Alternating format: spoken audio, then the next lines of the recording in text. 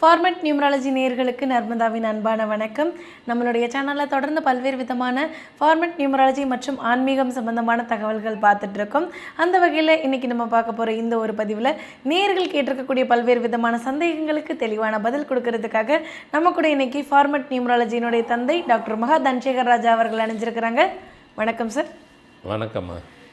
Sir, இப்போ ஒரு மனுஷன் விடாமுயற்சியோடு இருக்கான், நல்ல திறமையோடு இருக்கான், தன்னம்பிக்கை நிறைய வச்சுருக்கான், தைரியமானவனாக இருக்கான், அவனுக்கு பெரியோர்களுடைய ஆசீர்வாதம் இருக்குது, நிறைய நாலேஜ் வச்சுருக்கான். இது எல்லாம் இருக்கிற ஒரு மனுஷன் அவனாவே சாதிக்க முடியும் இல்லையா சார்? இருந்தாலும் கூட அவனுக்கு நியூமராலஜி அப்படின்றது தேவைப்படும் அப்படின்னா எந்த விதத்தில் அவனுக்கு தேவைப்படும்? இல்லை இத்தனை இருக்கிறவனை சக்ஸஸ் பண்ண வைக்கிறதுக்கு கூட நியூமராலஜி தான் ஹெல்ப் பண்ணுமா? இல்லை, ஒரு வார்த்தை இன்னொன்று கூட சேர்த்துக்குங்க. பெரியவங்க ஆசீர்வாதம் கூட வாங்கிட்டார் அவர். அதுதான் சார், அது இருக்குது. இப்போ கூட பார்க்கணுமா? அதான் சொல்லிட்டேனே, ஃபார்மட் நியூமராலஜிங்கிறது ஆன்மீகத்தோட கனெக்டிவிட்டி உள்ள ஒன்றுது. எல்லாமே இருந்தால் கூட கடவுளனுடைய ஆசீர்வாதம் நமக்கு வேணுங்கிறது. கண்டிப்பாக. அதுக்கு நான் நீங்கள் உதாரணம் அதை சொல்லி முடிச்சுட்டு சிம்பிளாக போடுறத விட இப்படி சொன்னால் மக்களுக்கு இன்னும் கொஞ்சம் புரியும். ஒரு கார் இருக்குது, அது காரு நான் சொல்கிறேன், வெஹிக்கிள் எதுனாலும் வச்சுக்கிறேங்க. கார் ஓடணுன்னாக்கா என்ன வேணும்னா பெட்ரோல் சொல்லிடாதீங்க, டீசல் சொல்லிடாதீங்க, அது எல்லாம் ஓடாது. இப்போ ஏன்னு சொல்லிட்டு இப்போ அதை கொண்டு வந்துட்டாங்க, கேஸை கொண்டு வந்துட்டாங்க. அப்புறமா எலக்ட்ரிக்கல் கேஸ் இருக்குது, அப்புறம் கேஸ் தாண்டி இப்போ எலக்ட்ரிக்கல் வந்துட்டாங்க. அப்புறம் என்ன எதுவுமே இல்லாமல் ஓட போகுது. இல்லை அப்படி கொண்டு ஆராய்ச்சிங்கும் போது அதை முதல்ல சொன்ன ஆராய்ச்சி அது ஒரு முடிவற்றது, எண்ட்லெஸ். அது ஆராய்ச்சி பண்ணிக்கிட்டே இருப்பாங்க. அப்புறம் எதுவுமே இல்லை, வெறும் காற்று வருது இல்லையா? காற்று யாரும் சொல்ல, நானும் சும்மா சொல்கிறேன், அது கண்டுபிடிச்சாலும் பிடிச்சிருவாங்க. காற்று வருது இல்லையா, காற்று உள்ளே இன் பண்ணாவே அதுவே போதும், அதில் தானாக ஓடும் அப்படின்னு ஆராய்ச்சி பண்ணி கண்டுபிடிக்க போகிறாங்க. கண்டுபிடிக்கிறது நான் குழு கொடுத்துட்டணும். சரி, அப்படி இருக்கட்டும். அப்போ ஒரு கார் இருக்குது, காரில் எது முக்கியம் அப்படிலாம் கேட்காதீங்க. இன்ஜின் இருக்குது, ஸ்டேரிங் இருக்குது, கீர் இருக்குது, ஆக்சிலேட்டர் இருக்குது, பிரேக் இருக்குது. கார் ஃபஸ்ட் கிளாஸாக இருக்குது. இவ்வளோ உயர்ந்த காரு, சாதாரண car, middle class car, upper class, எந்த கிளாஸ்னால் நீங்கள் வச்சுக்கோங்க. எல்லாமே வச்சுக்கிட்டு இப்போ வண்டி நல்லா ஓடுமா? அதெல்லாம் ஓடுங்க. எப்படி ஓடும்? ஓடுறதுக்கு 4 டயர் வேணும். ஆமாம் சார், அது மஸ்ட் இல்லை. அந்த டயர் தான் numerology, format numerology. Okay, 4 tyre தான் ஓடுறதுக்கு. இன்ஜின் தான் முக்கியம், அதெல்லாம் முக்கியம்தான். தள்ளிக்கிட்டு கூட ஓடணுன்னாலும் காருக்கு டயர் தான் இல்லை தேவை. சரி, தள்ளிட்டு போகிறதுக்கு கூட டயர் வேணும், இழுத்துட்டு போகிறதுக்கு கூட டயர் வேணும். அது மாதிரி எதுக்கு சொல்கிறேன்னா, அப்படிலாம் பார்க்க முடியாது. உடலில் எல்லாம் முக்கியங்கிற மாதிரி வாகனத்துக்கு எல்லாம் முக்கியம். ஆனால் டயர் பாருங்கள், சிம்பிளாக சொன்னோம், அது எப்படி செய்யுது. எல்லாமே இருந்தாலும் நம்மக்கிட்ட திறமை இருக்குது. உங்கள்கிட்ட இருக்கிற திறமையாக பயங்கரமாக இருக்கிறவங்க எல்லோரும் வெளியே வந்திருக்கிறாங்கன்னு ஏன் சொல்லிட முடியுமா? கண்டிப்பாக இல்லை. சினிமாவில் பயங்கர அவர் திறமையால் முன்னுக்கு வந்துட்டார் அப்படின்னு நம்ம சொல்கிறோம், ஸ்டார் ஆகிட்டாருன்னு சொல்கிறோம், பெரிய ஆள் ஆகிட்டாருன்னு சொல்கிறோம், என்னென்னமோ சொல்கிறோம். அந்த அவங்களுக்கு ஆன அளவுக்கு மற்றவங்களுக்கு யாருமே இல்லை அப்படின்னு நம்ம நினைக்க முடியுமா? இல்லை. நிறைய பேர் இருக்கிறாங்க. நிறைய பேர் இல்லைன்னு சொல்ல முடியுமா? இருக்கிறாங்க. அப்போ திறமை தான் அவங்ககிட்ட இருக்க, ஏன் வரல? உடனே இல்லை, அதிர்ஷ்டமும் கூட இருக்கணும், அதனால் வரல அப்படிலாம் சொல்லிடாதீங்க. நான் அந்த விஷயத்துக்கு வருவேன். அடுத்து வந்துட்டு திறமை இருக்குது. அப்புறமா வேறு என்ன சொன்னது? விவேகம்லாம் இருக்குது, வீரம் இருக்குது. அதெல்லாம் வாழ்கிற வாழ்க்கையில் ஒவ்வொரு மனுஷக்கிட்ட தானாக இருந்தே ஆகணும். இப்போ நீ கோழையாக இருக்க முடியும்? நான் கொஞ்சம் கோழையாக இருப்பேங்க, அதனால் எப்படியும் ஜெயிக்கணும்னு நினைக்கிறேன். நீ கோழையாக இருந்தால் அப்படியே இருந்துக்கோ, எங்கேருந்து ஜெயிக்க போகிறேன்? இல்லை, அதனால் வீரமாக தான் இருக்கணும், விவேகமாக தான் இருக்கணும், எல்லாம் ஃபாஸ்ட்டாக தான் இருக்கணும். பெரியவங்க ஆசீர்வாதம் இருக்குது, எல்லாமே இருக்கணும். எல்லாமே தாண்டி இருந்தாலும் இல்லைங்க எனக்கு அதிர்ஷ்டமும் இருக்குது, நான் ஏங்க வரல, இதெல்லாம் இருந்தால் கூட இப்போ நான் சொல்கிற விஷயம் நல்லா புரிஞ்சுக்கிங்க. உலக அளவில் எடுத்துட்டால் கூட இப்போ நீங்கள் கேட்ட மாதிரி கேள்வி என்னன்னாக்கா, இவ்வளவும் இருந்து ஏங்க நியூமராலஜி பார்த்தா, அது ஃபார்மட் நியூமராலஜி போய் பார்க்கணுன்னு சொல்கிறீங்களே, என்னங்க காரணம்? உங்கள் தேதிக்கு உங்கள் பேர் சரியாக கனெக்டிவிட்டியோடு இருந்தால் தான் உங்களால் எதை ஒன்றாலும் பண்ண முடியும். நீங்கள் உலக அளவில் கஷ்டப்பட்டாலும் ஜெயிச்சிடலாம். ஆமாம், ஏதாவது ஒன்று ஜெயிப்பீங்க தானே? கண்டிப்பாக. ஆமாங்க, நான் ஒரு 50,000 சம்பாதிக்கணுன்ட்டு கிட்டத்தட்ட 30 வருஷமாக போகிறான்னங்க, இப்போ 50,000 வாங்கினேன் அப்படின்னு சொல்கிறவங்க இருக்காங்க. ஏங்க, வேலைக்கு போய் 3ஆவது மாதத்தில் 50,000 வாங்குறத 30 வருஷம் கழிச்சு தானுங்க நீங்கள் வாங்குறீங்க. 30 வருஷம் வாழ்க்கையை லூஸ் பண்ணிட்டீங்க. நான் அதை தான் சொல்ல வந்தேன். வேலைக்கு போய் 3வது மாதத்தில் வாங்க வேண்டிய 50,000 சம்பளத்தை 30 வருஷம் கழித்து வாங்கிட்டேன்றீங்க அப்படின்னா என்னது? சக்ஸஸ் பண்ணிட்டீங்க. வாழ்க்கையில் அச்சீவ்மெண்ட்டுன்னு ஒன்று இருக்குது. நாம் செய்கிற ஒவ்வொன்றுமே சாதனையாக இருக்கணும். நீங்கள் எந்த துறையை வேணாலும் செய்கிறதுக்கு உங்கள் துறையில் நீங்கள் எந்த வேலைனாலும் செய்யுங்க. நீங்கள் செய்கிற வேலையில் உங்களை பொறுத்த வரைக்கும் நீங்கள் தான் ஹீரோ, நீங்கள் தான் அச்சீவர். இன்றைக்கி நடக்கிறது இன்றைக்கி தாங்க நடக்கணும். முதல்ல ஒருத்தர் சொன்ன மாதிரி 30 வருஷம் கழித்து நடந்ததில் அது ஒன்றுமே யூஸ் இல்லைங்க. அப்போ கிடச்சா அந்த 50,000 கிடச்சாக்கா சேவ் பண்ணியிருப்பீங்க. இன்றைக்கி 30 வருஷம் கழித்து கிடச்சதுனாக்கா இப்போவும் நீங்கள் டெபிட்டில் தான் இருப்பீங்க. எங்கேருந்து பத்தம் அது? அப்போ தான் சேவிங்ஸ் வரும், இப்போ வராது. அப்போது இந்த தேதிக்கு இந்த பேர் சரியாக வரல அப்படின்னாக்கா நீங்கள் இப்படி தான் இருப்பீங்க. அப்போ உலக அளவில் பெரிய பெரிய சாதனைலாம் புரிஞ்சவங்கெல்லாம் பெரிய அச்சீவர்லாம் அப்படிலாம் பார்த்தீங்கன்னாக்கா உலகமே போட்டுற அளவுக்கு யார் வந்தாலும் அப்போ அவங்கெல்லாம் நியூமராலஜி பார்த்துருக்காங்களா?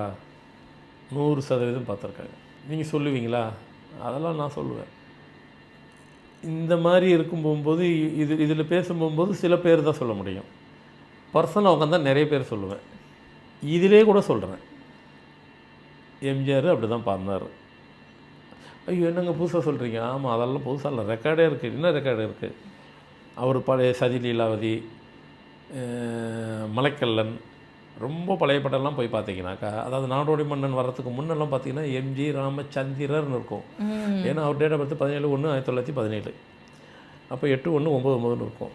அப்போது எம்ஜி ராமச்சந்திரர் அப்படின்போது சந்திரர்னு 38 இருக்கும், 2 இருக்கும். ஷைன் பண்ணலை.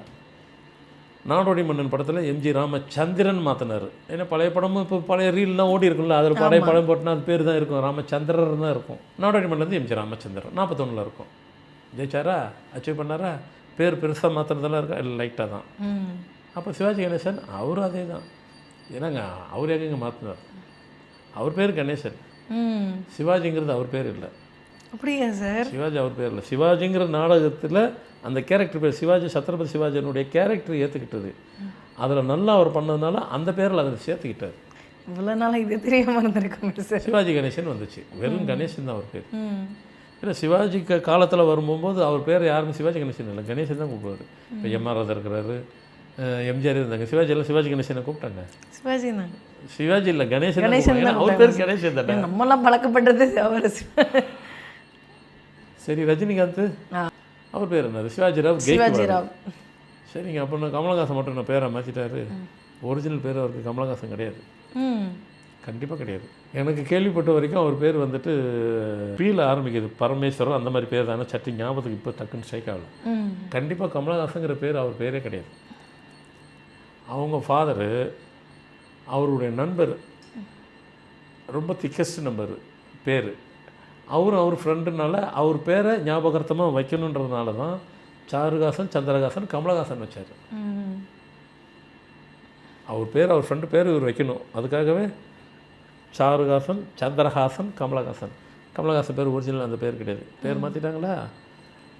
இல்லைங்க, நீங்கள் நியூமராலஜி படி ஃபார்மேட், நான் அப்படிலாம் சொல்ல, பேர் மாறி இருக்கணும். அது நியூமராலஜி படி மாற்றிக்கிங்க, இல்லைன்னா ஆக்சுவல் மாற்றிக்கிங்க, இல்லைன்னா இயற்கையாகவே மாற்றிருக்கோம். ஆச்சுங்களா? இது வரைக்கும் போதும். இது இல்லாமல் இன்னும் நிறைய ஏன் தாமஸ் ஆல்வா எடிசனே உடச்சிக்கோங்க. அவர் கூட அந்த காலத்தில் நியூமராலஜி மாற்றலை. ஒன்று நியூமராலஜியில் மாற்றிக்கணும், இல்லைன்னா பை நேச்சுரலாகவே மாற்றிக்கணும். நான் அந்த ஈஃபில் டவரில் போய் பார்த்தேன். நம்ம சுந்தர் சியுமே சுந்தர்னு போட்ட வரைக்கும் அவருடைய படங்கள் பெருசாக ஜெயிக்கல. சுந்தர் கூட அவர் பேர் ஒரிஜினல் பேர் அது கிடையாது. நான் நினைக்கிறேன் சுந்தரமூர்த்தி எதுவும் நினைக்கிறேன். அவர் ஒரிஜினல் பேர் அது கிடையவே கிடையாது. ஷார்ட்டாக சுந்தர் அவங்க ஃபாதர் போட்டுட்டார். ஒரிஜினல் பேர் அதுவும் கிடையாது. ஒரு சின்ன சேஞ்சஸ் கூட லைஃப்பில் நிறைய. பாரதி ராஜா கூட அவர் பேர் வந்துட்டு சின்னசாமி தான் அவர் பேர். பாரதி ராஜா கிடையாது அவர் பேர். பாக்யராஜ் ஒருத்தர் மட்டும்தான் அவர் பேர் கே பாக்யராஜ்னே போட்டார். அவர் பேர் மாற்றவே இல்லை. அவர் ஆக்சுவல் அவர் வந்து கனெக்ட் ஆகிடுச்சு அவருக்கு. அதனால் வந்துட்டு பாரதி ராஜா வந்து சின்னசாமி அவர் பேர் அப்படின்னு சொல்லி இளையராஜாவுக்கு எல்லாத்துக்கும் தெரியும். அவர் பேர் அது இல்லை, சினிமாக்காக மாற்றப்பட்டது. ராசியாக தான் அவர் பேர். அதுமாதிரி இந்த சாதனை புரிஞ்சுங்க. அது தாமஸ் ஆல்வா எடிசன் சொன்னேன் இல்லையா, ஈஃபில் டவருக்கு போனோம் ஃப்ரான்ஸுக்கு போகும்போது. அங்கே கடைசி அவர் ஃப்ளோரில் மேலே அவர் பேர் போட்டிருக்கோம். அவர் பேர் வந்து இப்போ எனக்கு நான் கேட்காதீங்க, தெரியாது. ஏன்னா அந்த பேர் அது படித்தா தான் தெரியும். 1 line, 2 line, 3 line, 4 line, 5 line. அந்த ஃப்ரெஞ்சுக்காரங்க பேர் அப்படி தான் இருக்கும். 5.5 லைனு, அவ்வளோ பெரிய பேர். ஆனால் அவ்வளோ பெரிய பேர் இருக்கிற வரைக்கும் அந்த டங்ஸ்டன், அதான ஒரு லைட்டுக்கு டங்ஸ்டன் தானே முக்கியம். அதை அவரால் கண்டுபிடிக்க முடியல. அவரால் சக்ஸஸ் ஆகலை. அப்புறம் சொன்னேன், என் பேர் வந்து ரொம்ப பெருசாக இருக்குது, நான் பேரை மாற்றிடுறேன், இனிமேல் என்னை தாமஸ் ஆல்வா எடிசன் மட்டும் கூப்பிடுங்க, பழைய பேரெலாம் வேண்டான்ட்டார். எல்லா பேரும் கட் பண்ணி ஷார்ட் அவுட் பண்ணி இனிமேல் என்னை தாமஸ் ஆல்வா எடிசன் சொல்லி டிக்ளேர் பண்ணிட்டார். அதுக்கப்புறம் கண்டுபிடிச்சிட்டார். உலகத்துக்கு ஒளியை கொடுக்கறதுக்கு தான், அப்போ தான் உலகத்துக்கு ஒளியை கொடுத்தாரு, கண்டுபிடிச்சார். பேரை மாற்றினதுக்கப்புறம் தான். இப்படி சொல்லிக்கிட்டே போவோங்க, டைம் வேணும். சிலது தான் இதில் சொல்ல முடியும், இன்னும் நிறைய சொல்கிறதெல்லாம் இருக்குது, அதெல்லாம் சொல்ல முடியாது. எனக்கு இருந்தாலும் அந்த பெயர் மாற்றங்கிறது யாரையும் என்னை பொறுத்த வரைக்கும் நான் சிம்பிளாக சொல்லி முடிக்கிறேன். நீங்கள் வாழ்க்கையில் ஜெயிக்கிறதுக்கு மற்றவங்களுக்கு துரோகம் பண்ணல, மற்றவங்கள கெடுக்கலை, மற்றவங்க வாழ்க்கையை போய் கெடுக்க போடல, மற்றவங்களுக்கு தொந்தரவு பண்ணல. நீங்கள் ஜெயிக்கிறதுக்கு உங்கள் பேரை தான் நீங்கள் சரி பண்ணிக்கிறீங்க. உங்கள் பேரை சரி பண்ணி அதில் நீங்கள் ஜெயிக்கிறதுல ஒன்றும் தவறான விஷயம் ஒன்றும் கிடையாது, நல்ல விஷயந்தான். ஸோ அதனால் இதை செய்கிறது தான் சரி, இதை செஞ்சுக்கிறவங்க தான் சரியானதை எல்லாத்தையும் சரியாக செஞ்சுக்கிறாங்க. உங்கள்கிட்ட 1000 திறமைகள் இருந்தாலும் ஸோ இதை தாண்டி இருந்தால் தான் நம்மளால் ஜெயிக்க முடியுங்கிறது இது மூலயமாவே உங்களுக்கு எல்லோரும் உணர்கிற மாதிரி சொல்லியிருப்பேன். யூஸ்ஃபுல்லாக இருக்கும்னு நினைக்கிறேன். கண்டிப்பாக சார்.